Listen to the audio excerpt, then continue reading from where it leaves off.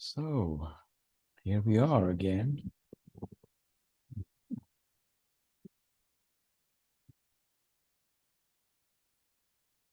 Nice to see you, as usual.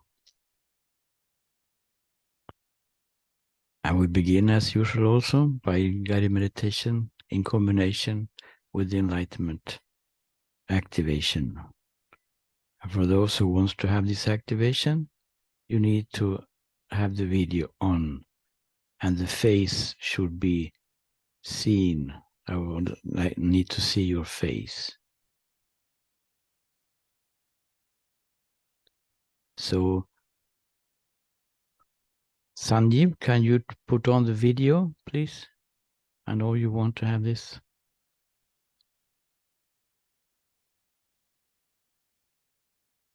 And then we start. Just sitting comfortably and closing our eyes.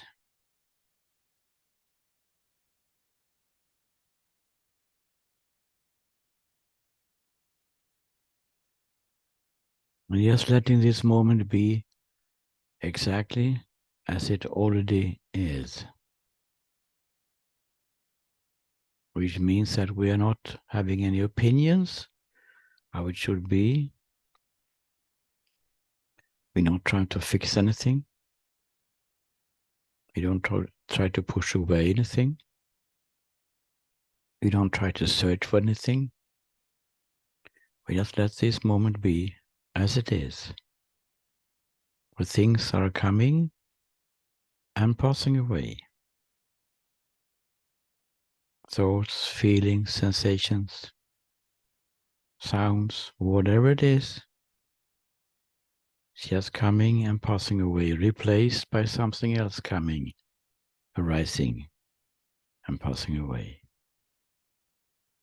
We just leave it alone for a moment. Which means that we're not interested in anything specific. Everything is allowed to be exactly as it is. Even thoughts are allowed to be here. We don't try to push away thoughts. But we're not interested in them either. If they try to grab attention, very interesting thoughts maybe, we just remember the instruction. In this moment, I can think about this afterwards. It's very interesting thought. But just now in this meditation, it's non-doing meditation. I'm simply not interested in anything specific. I notice, of course, what is happening, what is coming and going. Just allow it to come and go as it is already doing. Just sitting here, not interested in anything specific, doing absolutely nothing.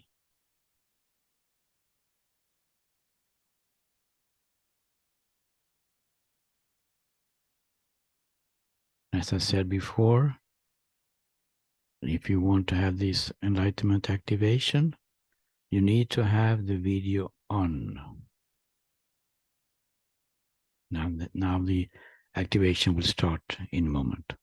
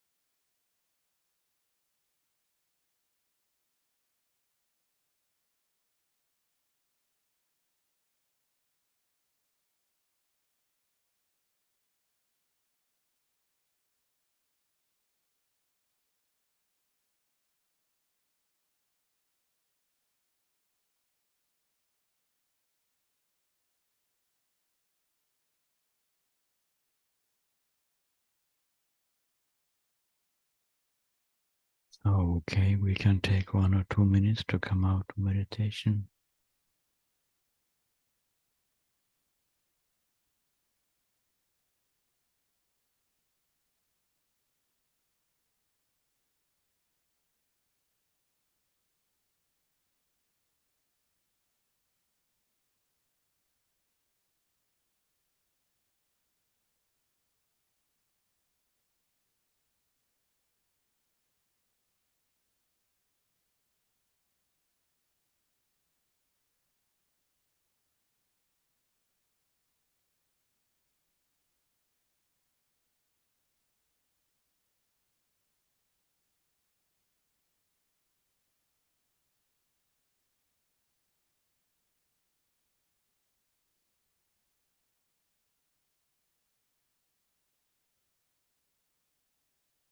In this enlightenment activation, people have very different experiences.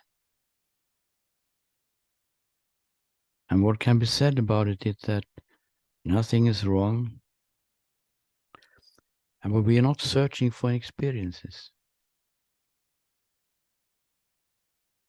Insights to the truth of your life have nothing to do with the experiences, they are just coming and passing. But of course, they can be very inspiring when they come. And some of you have given beautiful reports of this. And we have in this longer half an hour activation in individual sessions. Sometimes it can be, I see some kind of tendencies that you see it's not so easy to stay awake. That some of you actually try to fall asleep all the time when this activation is starting. Maybe you have this tendency during this short activation also. Nothing wrong with this. And this falling asleep, a tendency to fall asleep, can be of different reasons, of course. One is that we are resisting, or there's some kind of resistance, it's better to say. Resistance to this breakthrough, which wants to happen, so to speak. Doesn't matter so much. It will go away. Another reason could be that the system is getting used to work in another state. It can also be tiring for the system, for the body-mind system. So it doesn't matter actually. There's nothing wrong with it. I just want to mention that. And whatever happens during the activation doesn't matter so much either, because it is a breaking through, and that breaking through from to see how you really are, or what you really are, this pure, loving, blissful being existing forever. That is coming in any time, doesn't have to come during the activation. Of course, we want to live in this state permanently, not only during the meditation. We're here to be creative, enjoying what is coming every moment. Is there anyone who has any questions or comments on around this?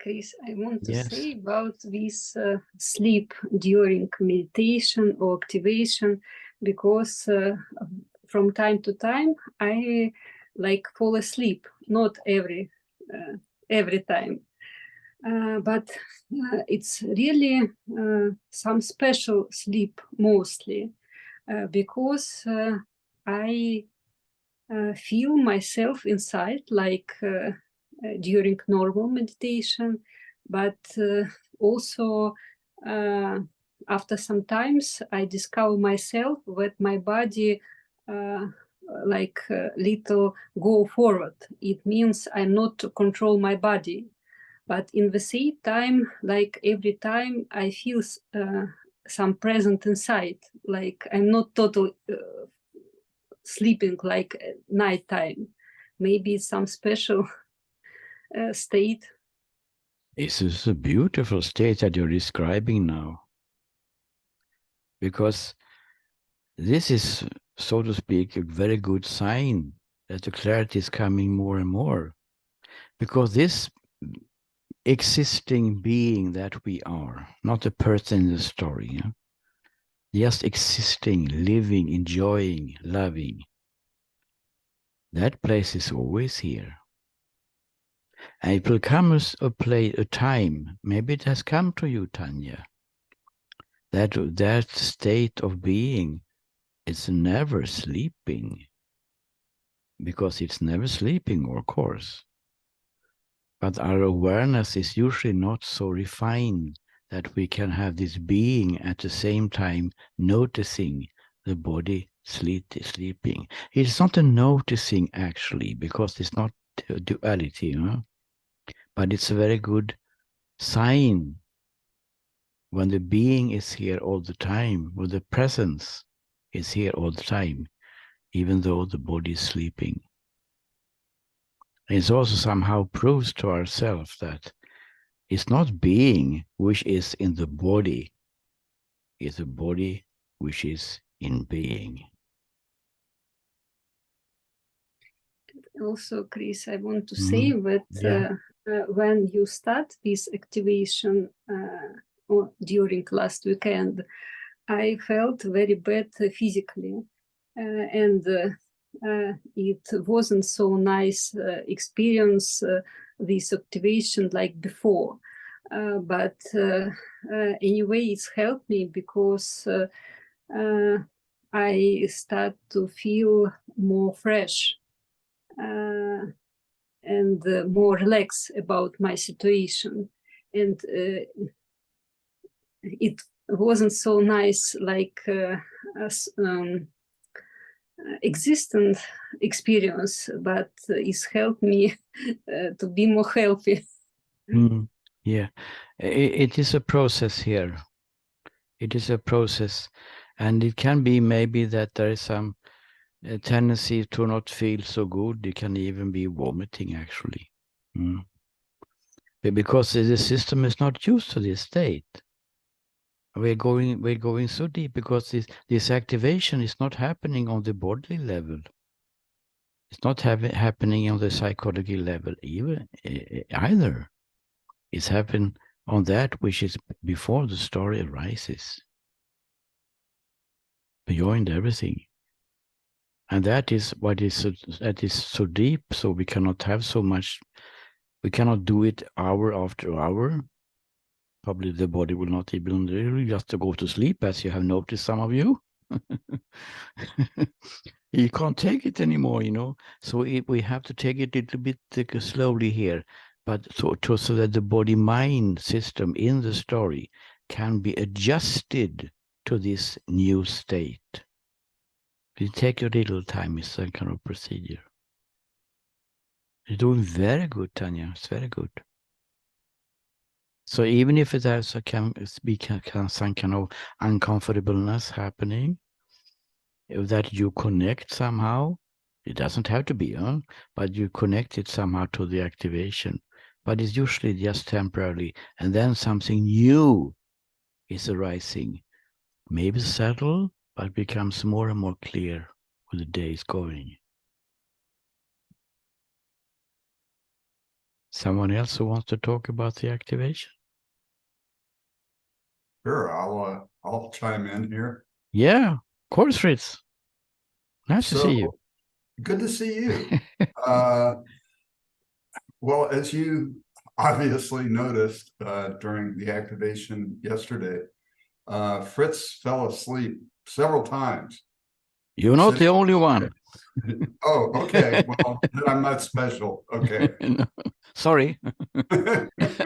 So I mean, I don't know what that's about. I don't know. And I've noticed this falling asleep while meditating phenomena before. So Yeah, whatever comments you might have on that, I'd be curious to Yeah. hear. I think you came a little later, so I actually commented on it before, but I can do it anyway. It'd be Okay. good to repeat it, because falling asleep during meditation or during activation can be of several reasons. For several reasons, it can be that the body is actually tired. Very simple explanation. The body is tired and say, "Oh, now I have a chance to take a nap here." So it takes somehow the chance to rest and actually fall asleep. That's one reason. The other reason is, which is quite common, resistance. And that resistance is very subtle, because we don't, do you have any resistance? Oh, I don't feel any resistance. Yeah, but there is some kind of resistance, very subtle, to change. And for the mind, who has been a boss for the whole life. I'm the boss. I'm going to tell you how it really is. I don't want only to be a tool. I don't want to be a tool, only practical tool or creative tool. I know everything. So it's used to have your thing. Okay, this is how it is. And you say, we say yes to everything. We just buy everything which is coming in the head. It must be true because it's coming in my head. If it's coming in neighbor head, no, it can be probably not true. But it's coming in my own head, this must be true. So there is a resistance. Now, when this breaking through is happening, the breaking through is much about not believing our thoughts. The breaking through is like a snow plow. I don't know about the snow plow in India, but in the maybe the Himalayas, the snow plow is taking away the hindrance on the way, and it goes forward at the same time. So it creates quite a big change, and that change can be a little bit of, oh, now it's going fast here. I don't know. I'm going to unknown territory. I know where I am, so to speak. The mind says to itself, this is how it is. It's a materialistic world, and we are suffering and so on. Now the people are nasty and the politicians are corrupt. Whatever, all these kind of beliefs that so many people have. And then suddenly everything is shaken. Everything is shaken. Maybe life is not what I thought it was. That can be very big resistance to this. The whole system is shaken. And then go to sleep. This is the easiest way. We stop it now. We don't go further here. We stop it. But it doesn't matter actually, Fritz, because the truth is going through anyway. It can't be stopped, because you're coming to these kind of meetings. It means that there is a longing, and it's not your longing. It is a truth who longs to see itself, so to speak, to break through and see itself in the story. So it can't be stopped. It's too late. You can't go back. It's just some kind of. There can also be other reasons, of course. It can be physical, as we said before, also. So, yeah, and I would say, just Yeah. based on guessing, whatever, that it wasn't physical. There was, I mean, I had 6 hours sleep the night before, so I don't think that was it. But it raises another question for me about how you experience these activations yourself. When you're working with someone, do you sense what's going on with them, or what's your experience of that? Oh, maybe I would say take that secret into my grave, so to speak. Oh, okay. No, I'm not trying to push into saying something you don't like. No. But I was just wondering. There is, in the individual sessions, and it's also here, even if it's a short while, there is a reading. As a normal therapist, is a psychologist, as a reading of the person who is in front. The reading of the character, the reading of the problems that is there, the reading of the state. But I never tell that. I never tell people what I see, because it's not about me. It's about you. Yeah. And what is urgent for you, what is necessary for you, what is a problem, what is troublesome for you in your life. That is what we work with. So it doesn't matter what I, so to speak, I see, really. But of course, it's an enormous help from my perspective, it's enormous help that somehow I can see much more than people usually see by themselves. But that is not to say that, oh, I see now that you are like this and you should, so on.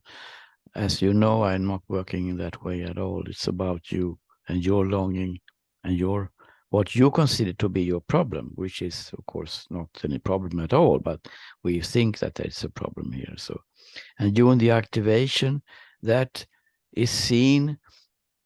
A little bit interesting question, Fritz, because when people are looking with the eyes, we are also outward going, with the direction is outward going. Yeah. And we want to give some kind of image to other people, how we want them to see us. The persona. Yeah, you can call it persona, the image that we want to give to other people.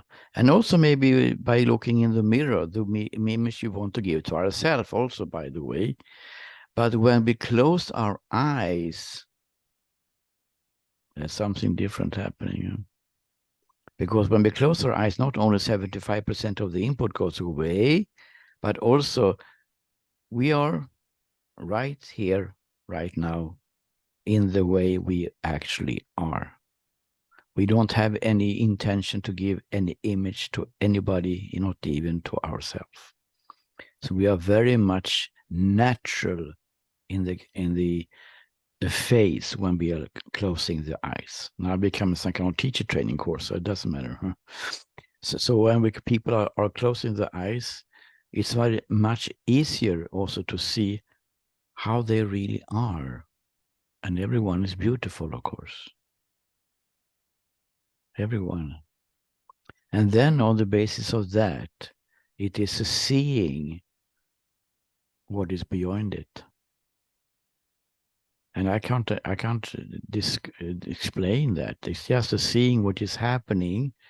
It's a seeing that what is beyond, what is before. What is before the body rises, the experiences of a body, is what is before the character coming into the picture and having the story. That is which is beyond it. And that is what is seen. You could say the pure existing, the pure existence, that what you really are, which is totally enlightened in everyone. And that is what this pure, enlightened, loving, blissful, peaceful, immortal, eternal being, this is what you are. And this is what is trying to break through. And as I said a little bit before, people are different, yes. Even if it's the same being showing itself as this pure beings, seemingly unique, seemingly. Yes, manifests in different ways in different people. Sure. Yeah, it's the same being with big B showing itself as these small human beings, we call ourselves even, not human doings, human beings we call ourselves, at least in English. I don't know how in other languages. So, and they are a little bit, they are different, but they are shining love. So when I look at you, with seemingly guy here who is not here, of course, when there's a looking happen, you could say, when there's a looking happening on the face and the closed eyes, I'm very, very concrete here now. And then there's a seeing happening which is beyond it. And then the enlivening starts. It starts to vibrate. And what I see there, I think I will not talk about that. I'll have at least one secret. Maybe one day I can talk about it. but it's not relevant actually. Okay. You see, it's the most important is that it's an enlivening, vibrating, happening. And then the breakthrough is coming more and more to the surface. I know it sounds very mysterious. I didn't have this on the agenda 3 years, 4 years when I started this, definitely not. But this is just something which is happening here, and I cannot stop it. And it seems to work very good for people. It is the most important. That is something that people can appreciate. And as I said a little bit before yesterday, I think that some people, it seems to be quite close to the story. This pure being, this pure loving being that you are, and which is felt as I exist, I live, I am here. It's very concrete. That is not the same, but we can say it in this context that they are somehow connected here. They're not the same. And this is a little bit different in different people. But they all in the group with 120 people or something, they are all in the same, very, very close to the surface of the story. It's because you are longing for freedom, everybody. Everybody comes here for some same purpose. I want to see how it is. I want to stop the suffering. I want to see the love that I am, as they say. Or whatever it is. And having seen that for, as you know, for a period of time, very obviously, I can't turn my back on that. No, it's impossible. I know in your case that it came and stayed for some time. So we, of course, when we have seen the light, we want to see it and live it permanently in our daily life, of course. And you will. You will. That's why you're here. Yeah. Yeah. Thank you. And we're not giving up there. Anyone else who wants to add or comment on these mysterious things? I have a question. Yeah, who is it? Kathy. Kathy. Okay. Hi, Kathy. Hi. Why does this pure being, why would it ever hide itself from itself? Like, why do we end up in this state of suffering and then have to go through this process of awakening? Like, I can't make sense of it. Well, I'm very lazy here because I'm going to have the same answer. This is next door, the philosophy room. This why question, sorry, Kathy, but this is why questions doesn't help us to see how it really is. It's just take us astray. That's why I never go into philosophy. I never go into speculation or some kind of explanation, because if we're going to go into this, why is it like this? Why is suffering in the first place? If God is total love and total power, why can't he fix it? You know, this is the classic question, this so-called theodicy problem. And we can speculate forever, and no one has ever agreed how it really is, what the answer is. So you will get 100 answers, and I don't want to add one more to it, because it doesn't help you to see what is actually here right now, right here. That is what you actually already enlightened. What can be said about the suffering part, though, is that the suffering or the struggling or the feeling of problems all the time, every 5th minute. I think Winston Churchill said it once or something. Life is just one damn thing after the other or something, and he said like this. So to feel that life is just troublesome, it's just problems all the time, never peace. 5 minutes maybe, there's something else is happening. So this struggle and this suffering, and especially this existential suffering, I suppose you're talking about, Kathy, it has actually one function, I'm not talking philosophically now, I'm just talking practically.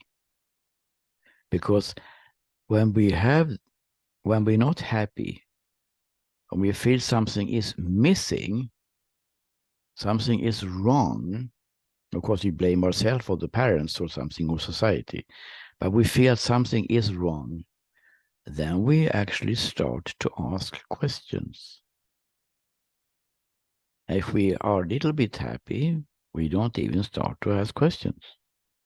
So we believe in the ignorance, we believe in the illusion that life is what it seems to be. A physical world where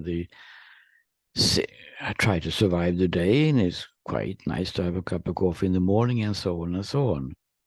So we don't ask the questions, but if we don't feel good, we start to ask questions. Why is it like this? Not everybody seems to suffer as much as I do. We always think that we are suffering more than other people, but it doesn't matter. The suffering is still there, of course. So we start to ask questions, why is it like this? And then maybe we go into psychology if we are Westerners. We maybe go into yoga or something else if we are Indians. I am just generalizing here, of course. We try to find out, why is it like this? Why the dogs seem to wave the tail all the time? They seem to be happy. Huh? Why am I not happy? The birds, they also have to survive. Of course, they are eating a lot, but they also seem to have some kind of fun here, flying around. So why are we not happy then? So we start to ask the questions, and then we usually don't go to enlightened beings, so to speak, whatever that expression means. We don't want to go first. We usually go some other way. We go to the doctor, or psychology. We get a medicine or whatever. We go into therapy, and we go to healing, and so more and more we come to a situation that it doesn't help. It doesn't, not having any answer here, and then we are coming here. And then we say, then we hear that, but darling, life is total bliss and love. Huh? That is not my experience. No, but it is so. And there are actually some methods to see that this is true. Has always been true. Forever. You are even immortal. Yeah, that's concept. You're even immortal. Come on. It's too much. But if we are open for this, and we are, because you are here, then we will see it also. So it's about discovering it. It's not about cultivating some kind of skill. It's not about taking away some garbage. There is no garbage. It's about seeing how it really is. And in that way, the suffering can have a function to see the truth, actually. That is an answer which is more in practical seeing than explanation, which is more based on esoteric thinking. But I prefer to be very practical and to see how it really is in the moment than to go into philosophy. I hope it's okay with you, Kathy, that I do that this way. Because I've been into it myself. I know it all. And I didn't find any good answer there. I just found perspectives, opinions. And no one really knew. You have to be honest here. Is thinking. The answer to the question why is suffering is another thought. Because why is it suffering is a thought, then there's another thought trying to answer that question. We have to leave the mind and see what is the mind and what does it come from. What is the nature of the mind? And so on. This is what we do here. I don't know if that is a good answer for you, Kathy, but when we see each other, we can talk about it more you and me, if you have some needs for it. Now, probably I will refer to the philosophy room sooner or later. Is it okay? Yeah, okay. Someone else?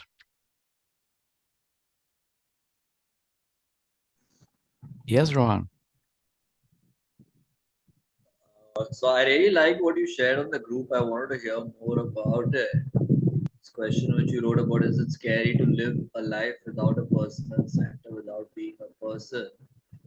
And whatever else you wrote after that, I would like to hear more about it, because like even when sitting here with you and with the group and everything, when the when a connection to that shared presence is there of everybody, I mean, which is our shared being, then it feels really safe and nice to have no center, uh, have no separate self. But then sometimes when it comes to having, when that presence is, the connection to the presence is not there, then to navigate one's way in the world, it feels a little intimidating without that center. So I wanted to hear more about that topic which you Yeah. spoke about. So let's go into it then. Let's go into that. Because that was announced today.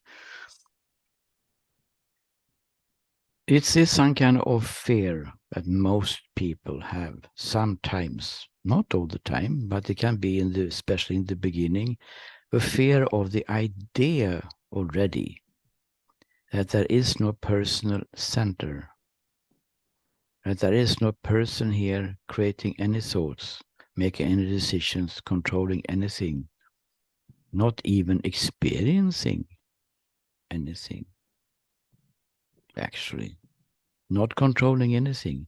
This can be a very scary thought for many people.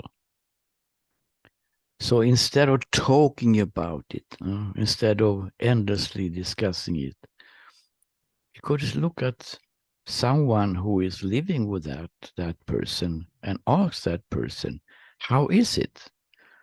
And fortunately, there is at least one here that you can ask. Maybe there are several. Actually, it is. But just to describe then, how is it? Is it scary? Is it really scary if there is no personal reference to something? We could say that the fear in itself for this state is bigger than the state itself. It's just a fear which has no evidence. There's no basis for that fear. Because the story goes on as before.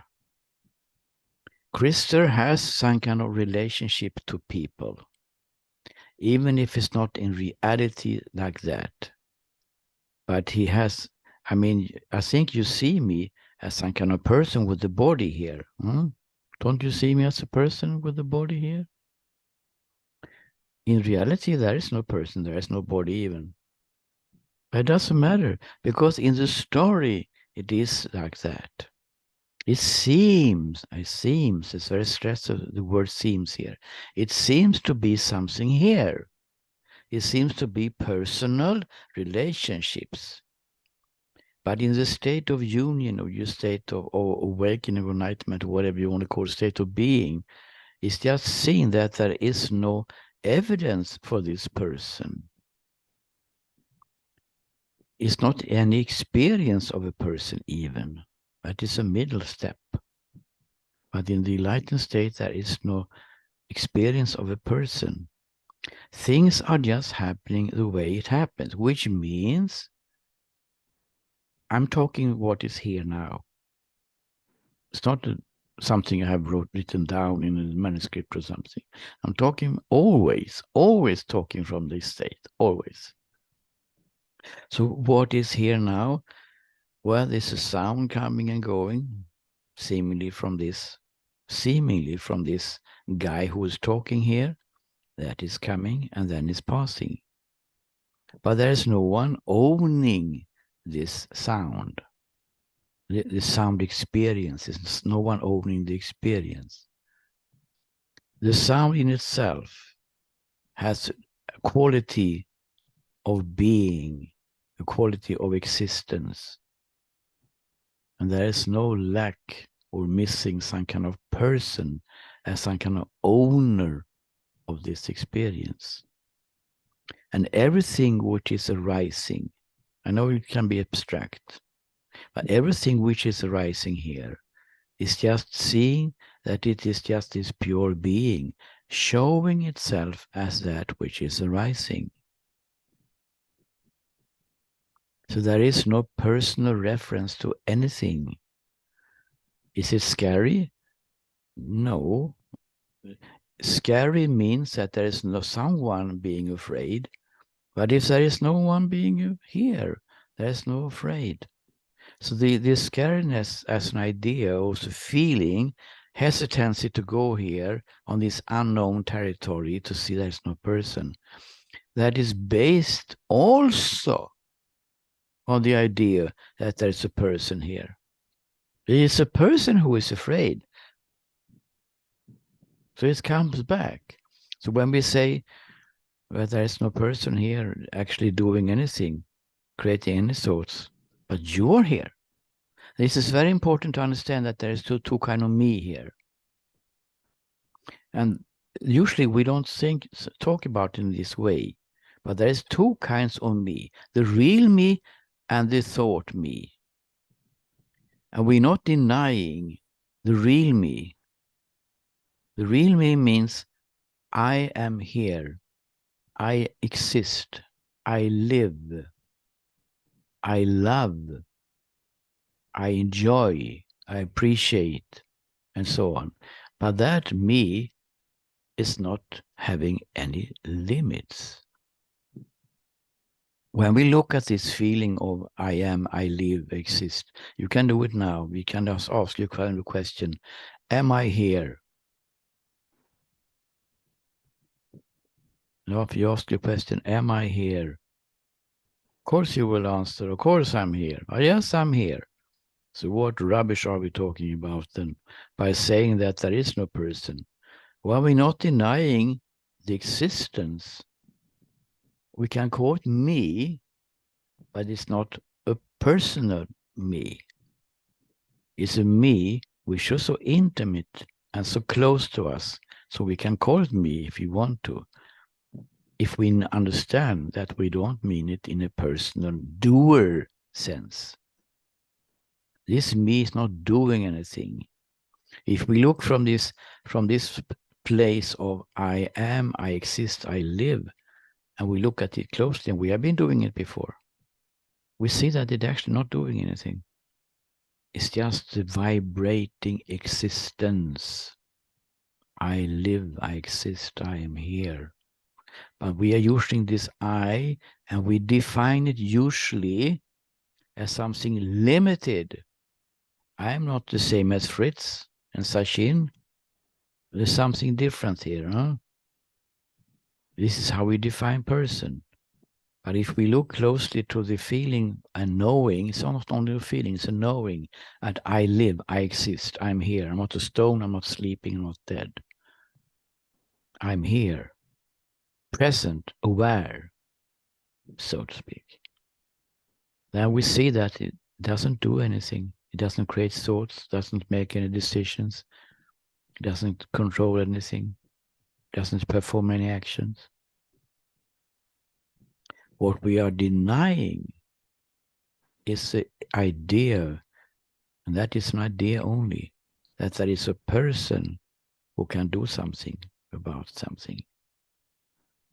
We are denying the me as a doer, thinker, decider, controller, experiencer. We're not denying it on philosophical grounds.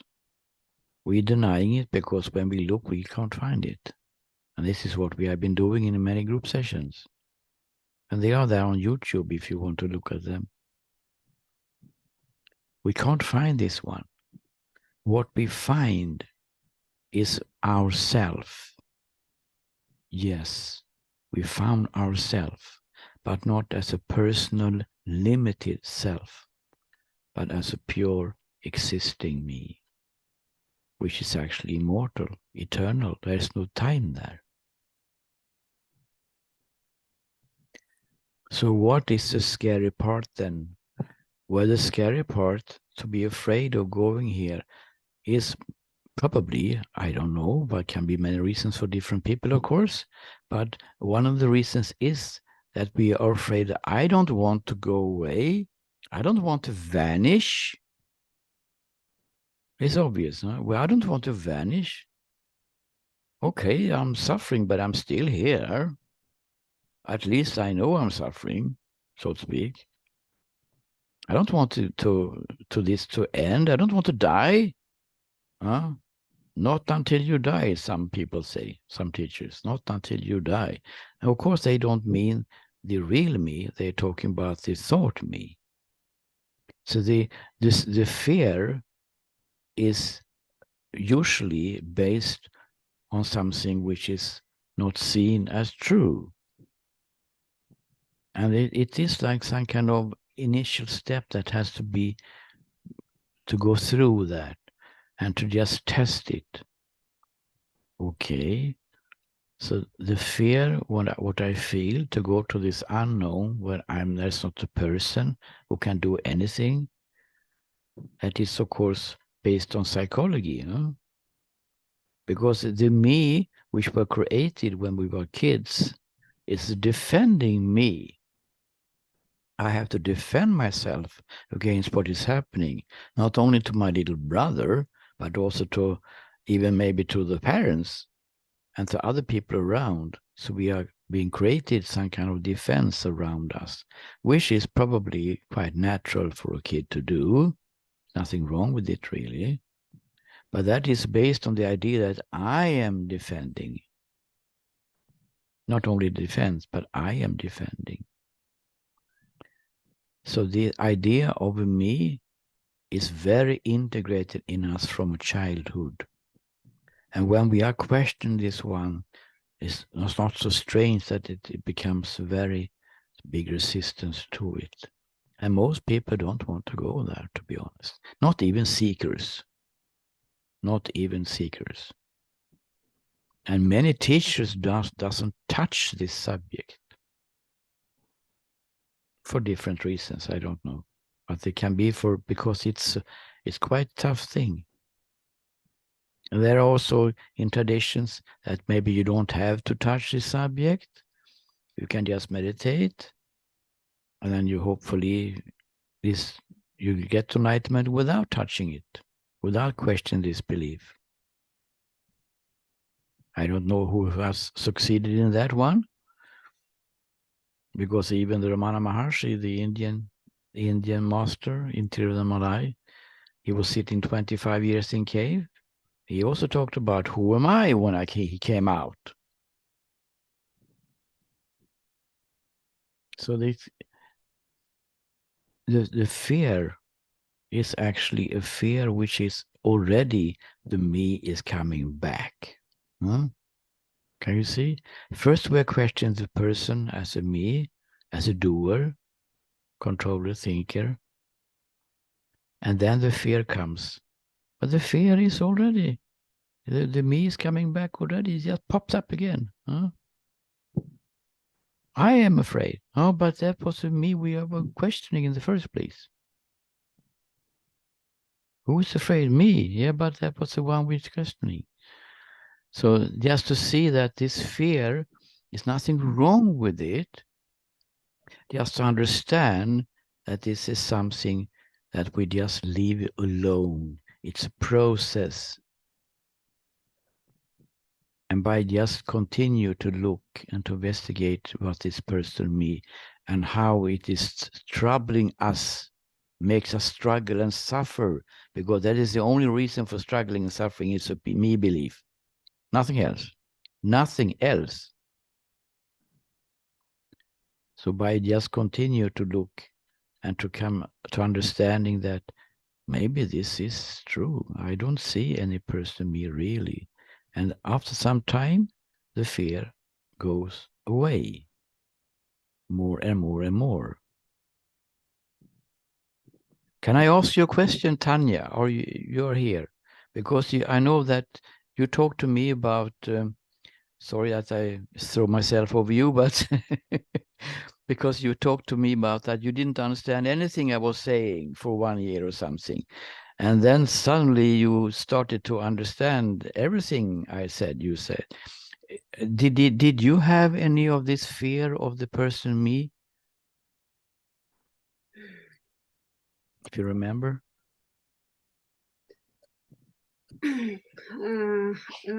This really, when we start to meditate, I didn't understand anything, and I'm not interested to be enlightenment.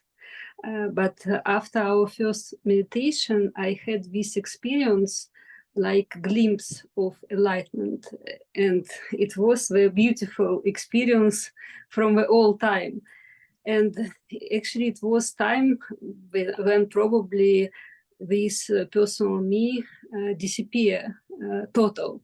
And after this experience, I never had this fear about this question, because it was so nice when everything happened itself. Exactly. This is how it works. That it can be some kind of a shocking experience that you described now. Then there is no time to have fear. Oh, too late. Or it can be that we are coming into that subject, to that subject of a person, me. And then usually there is some kind of fear and resistance. Going to sleep is one, for instance. The resistance to realize that maybe there is no person me here. Maybe I'm pure existence. Whatever that means, because it's quite abstract. But it's a feeling, it's an experience, and it's a seeing at the same time. The seeing is most important, of course. So Rohan, do you have any commentary to this? Yeah, I have one. I really like what you're saying. I really like. So liked. A better word would be I resonated with what you were saying about it being a process. Also, process in the sense that the fear itself is a process. Like sometimes, just talking about an experience itself,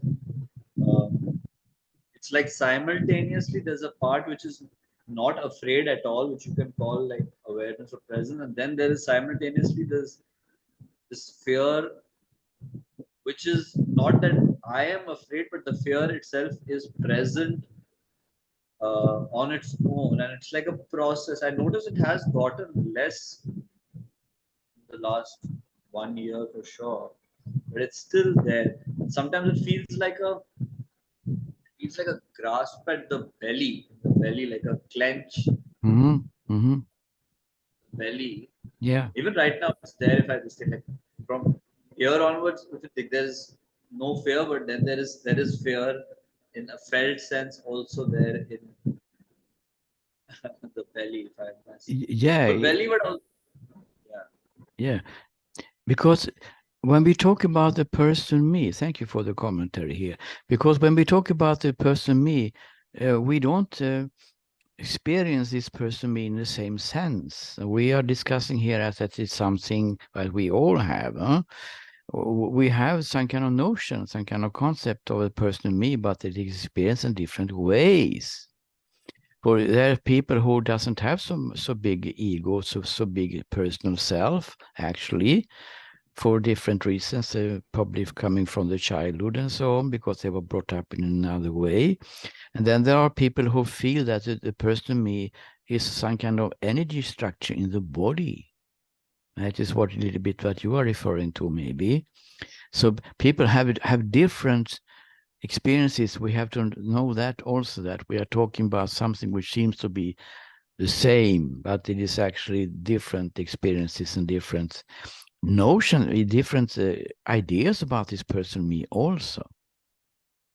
But to understand, just to conclude that, to understand that this person me was brought there very, very early in the childhood as some kind of defending me. This is my toy. Yes, it's not my brother's toy. So even the private things that we have things and material things is also connected to a person, is my things and so on. So of course, when we are start to question this personal me, it's a huge thing, and it takes a little time.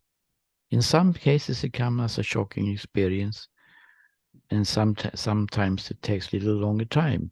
But it's like everything else here. If we go into the shop, we're going to buy something, and we have some kind of idea that it should around $1,000, okay? And then we saw that thing, and he said $2,000. The cashier, oh, huh?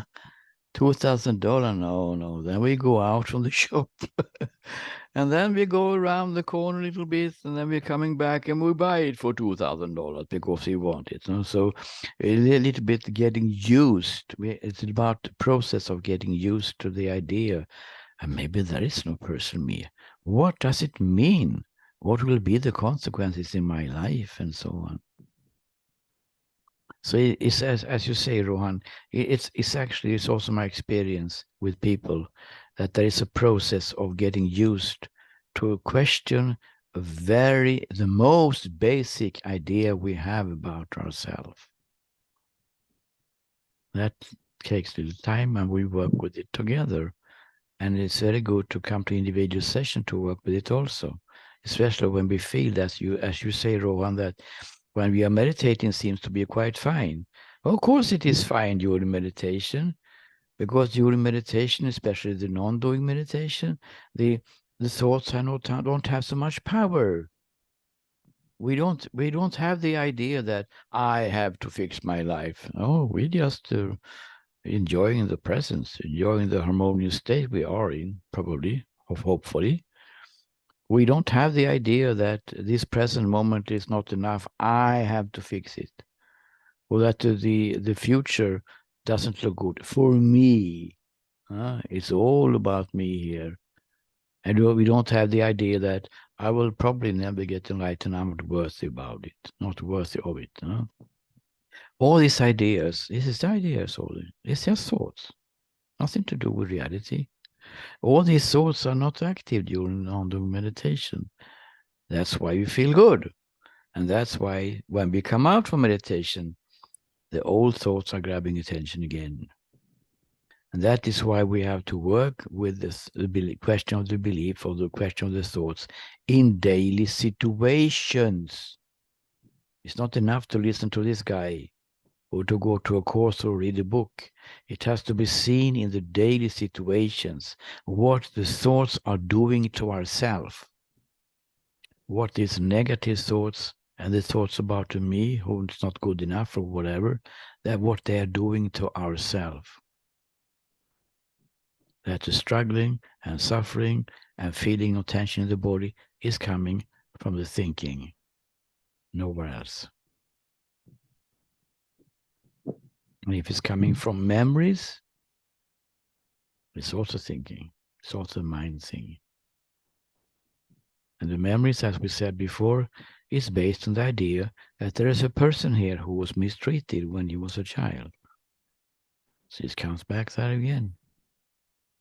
It's only one problem. But it takes a little time to be open for, can it really be true? No, it can't be true. What would my life be if I can't defend myself? Well, the defense will happen anyway. But it's a good news. Test it in your reality, in your daily life. The defense will happen anyway, but there's no person defending. It's just something that we have been trained to do. When we meet somebody for the first time, we're not usually, most people, we are not just hugging and oh, I love you. We have never seen the person before. That is not our trained behavior. We're a little bit, like this, hesitating. Who is this one? So we have this defense created. It's already there, but there's no one defending. That is a crucial point to see. That there's not a person here. It's just a trained behavior. which is functioning usually very good. Otherwise, you cannot live in a society together.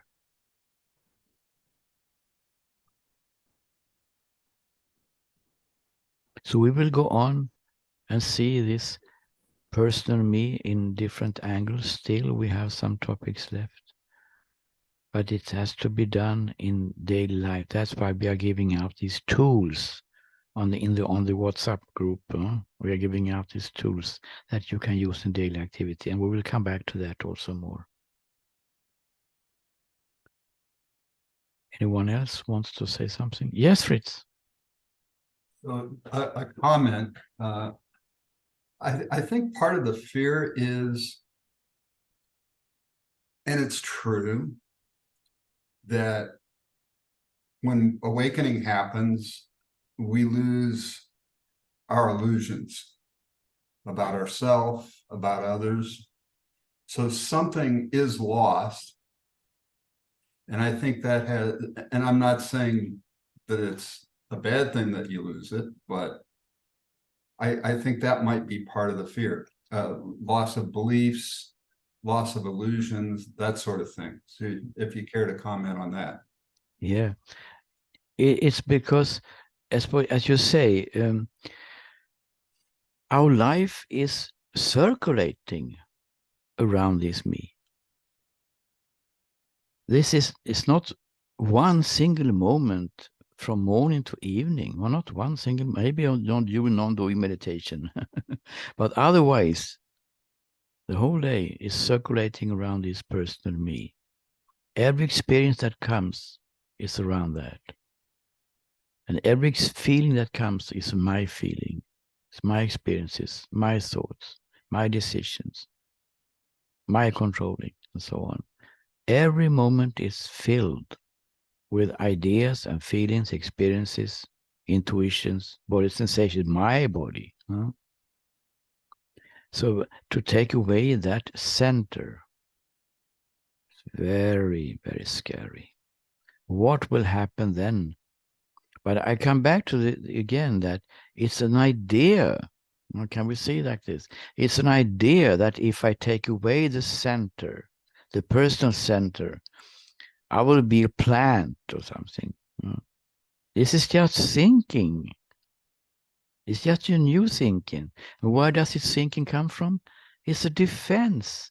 From whom? From the me. The me doesn't want to go away. But there is no me. So the me doesn't want to go away. It's just a new thought. So we are still in the mind. We never leave in the mind here. And the defense against it and the fear triggered by it is based on the same idea. Illusory personal me. But to understand this principle, this mechanics that we are talking about here, can help us to see, okay, now the fear is coming here, but the fear is based on the same idea that we are questioning. We're going around in circles. And this understanding can help.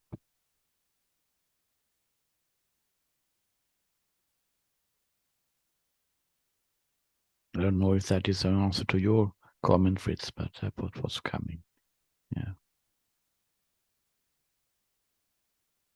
Anyone else? It's a very important subject we're talking about.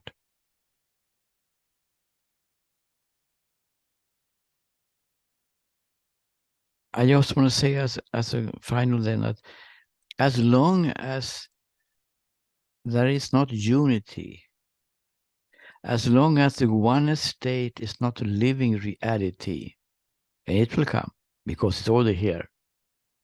As long as that this is not seen, there will always be this polarity. There will always be this polarity between me and the world.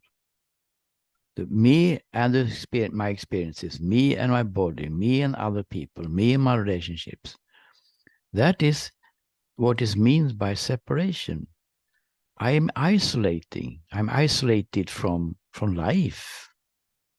What is isolating from life is a notion of a me, of a personal me. So you don't have to think about always still here or something. You don't have to go into this. It's just a waste of time. It will be there until a shift comes, a shift in perspective, you could say. I would say a shift to truth. It's not a perspective, really. A shift to see how it really is. And when oneness comes, oh, it's such an amazing insight and experience and body perception, so that the missing me seems to, oh, I don't miss him at all.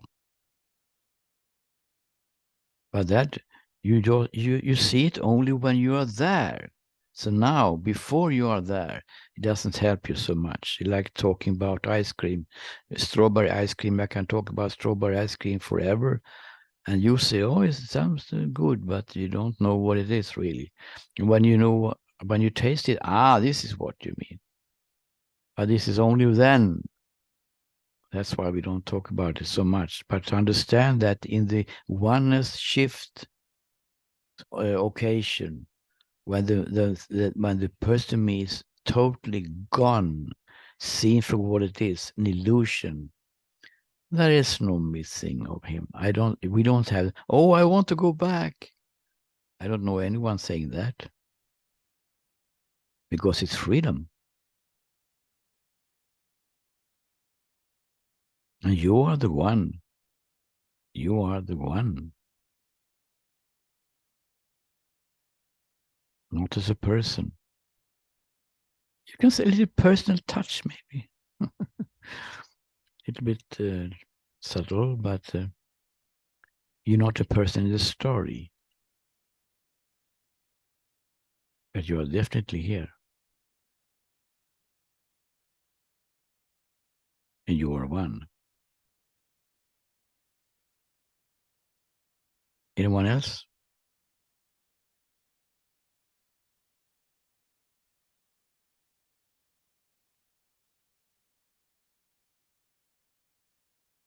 And to realize that you are one being,